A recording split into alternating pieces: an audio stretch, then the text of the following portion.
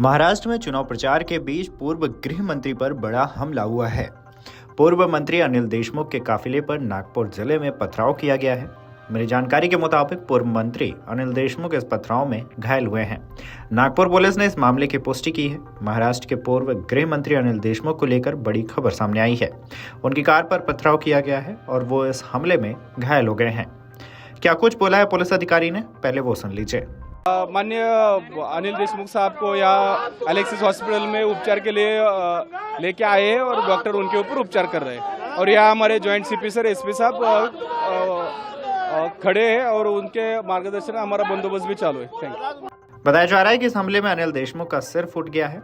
हमले के बाद सोशल मीडिया पर कुछ तस्वीरें और वीडियोस भी वायरल हो रही हैं, जिनमें देखा जा सकता है कि अनिल देशमुख पर हमला कैसे हुआ है और वो कितना खतरनाक है।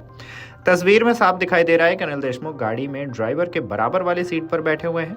उनकी गाड़ी का शीशा टूटा हुआ है।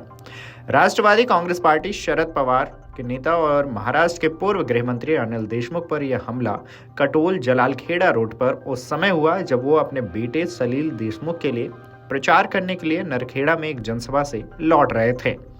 उनका बेटा सलील देशमुख महाविकास आघाड़ी एमवीए में उम्मीदवार के रूप में महाराष्ट्र विधानसभा से चुनाव लड़ रहे हैं। महाराष्ट्र में विधानसभा चुनाव के मतदान से पहले आज प्रचार का आखिरी दिन था। सोशल मीडिया पर मौजूद कुछ तस्वीरों में साफ दिखाई दे रहा है कि अनिल देशमुख के सिर से खून बह रहा है और कुछ लोग उनको लेकर जा रहे हैं।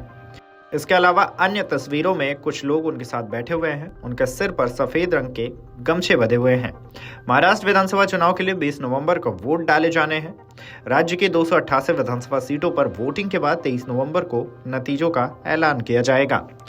बता दें कि अनिल देशमुख बड़े नेता हैं। करीबन 70 साल के देशमुख नागपुर जिले के कटोल इलाके के रहने वाले हैं। महाराष्ट्र में भाजपा की सरकारों को छोड़ दें तो 1995 के बाद से ही अनिल देशमुख लगातार मंत्री रहे हैं।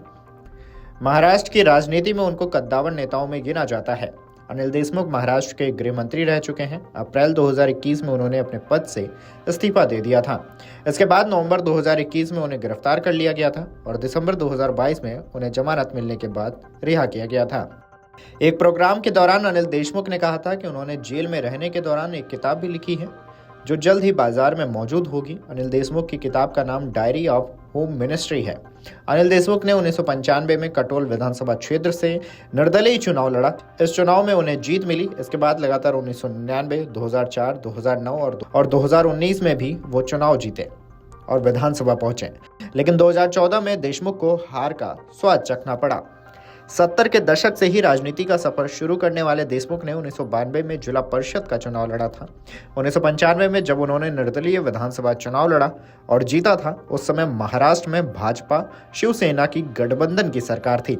उस वक्त देशमुख गठबंधन सरकार के साथ हो लिए थे और गठबंधन की सरकार में पहली बार मंत्री बने और इनको स्कूली शिक्षा और सांस्कृतिक विभाग का कार्यभार सौंपा गया। जब शरद पवार ने कांग्रेस छोड़ राष्ट्रवादी कांग्रेस पार्टी का गठन किया तो देशमुख ने भी इस पार्टी को ज्वाइन कर लिया। अनिल देशमुख 2014 में महाराष्ट्र में हुए विधानसभा चुनाव में हार गए, लेकिन साल 2019 में हुए विधानसभा चुनाव में वो फिर से जीते और महाराष्ट्र के गृह मंत्री बन गए। बता दें कि महाराष्ट्र में विधानसभा चुनाव होने हैं, जिसको लेकर सभी पार्टियां चुनावी मैदान में ही हैं। महाराष्ट्र में चुनाव प्रचार के बीच पूर्व गृह मंत्री पर यह बड़ा हमला देखा जा रहा है। पूर्व मंत्री अनिल देशमुख अपने बेटे के समर्थन के लिए चुनाव प्रचार के लिए मैदान में थे। वापस अपने काफिले पर नागपुर जिले में पथराव हुआ है। फिलहाल पुलिस मामले की जांच कर रही है और दोषियों पर कार्रवाई करने के लिए एक्शन में जुटी है।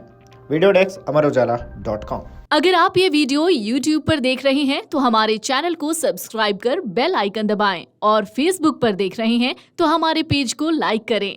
8 मिलियन प्लस सब्सक्राइबर, आपके इस भरोसे के लिए बहुत धन्यवाद।